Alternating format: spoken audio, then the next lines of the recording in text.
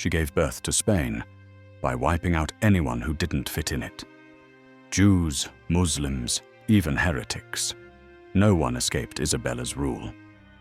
Isabella of Castile was born in 1451 in a kingdom divided by civil war and noble rivalries.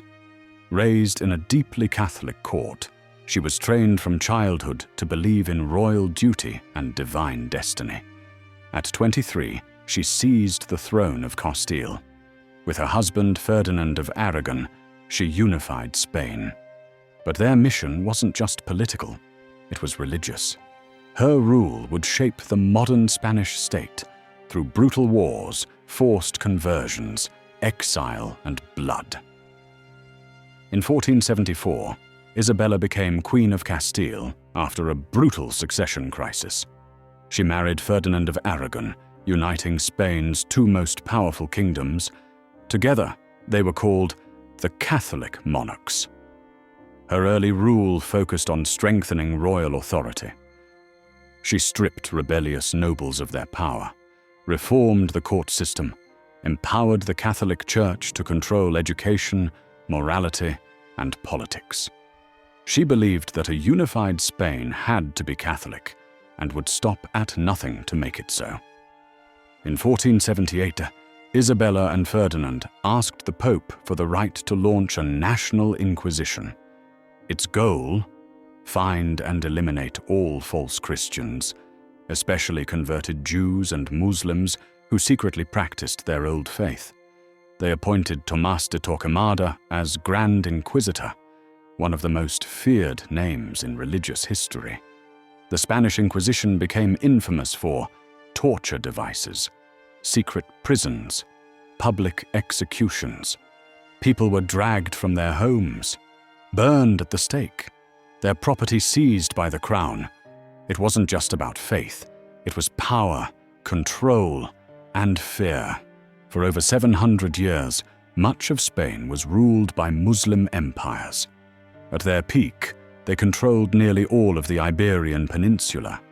By the late 1400s, only Granada remained under Muslim control.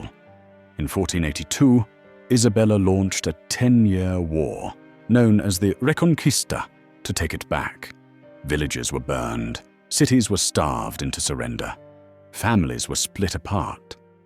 Finally, in 1492, Granada surrendered. The Catholic monarchs entered in triumph. Spain, once nearly overrun by Islamic rule, was now united under one Christian crown. Muslims were promised religious freedom at first, but within years that promise was broken. They were forced to convert or leave. If you're fascinated by true stories like this, don't forget to subscribe to Legends and Legacy Chronicles, where history's darkest moments come to life. That same year, 1492, Isabella signed the Alhambra Decree, expelling all Jews from Spain. Over 200,000 people were forced to flee. Families were torn apart. Children died in exile. Some converted under pressure, only to still be hunted by the Inquisition later. Spain lost doctors, scientists, merchants, a rich culture destroyed in months. To Isabella, it was purification. To history, it was one of the most devastating acts of religious persecution in Europe. Also in 1492, Isabella funded Christopher Columbus to find a new trade route.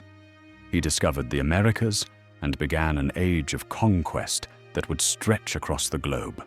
Spain grew rich, but the empire was built on colonization, enslavement, massacres. Isabella never lived to see the worst of it, but she lit the fire that burned continents. Isabella died in 1504 after a long illness. She left behind a unified Catholic Spain, an Inquisition still active, a legacy of glory and terror. In some circles, she's seen as a national savior and saint. In others, as one of the most brutal female rulers in history. She used faith as a sword.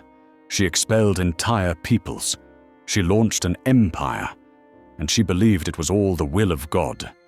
Isabella of Castile didn't just make Spain, she reshaped the world with fire, steel, and fear.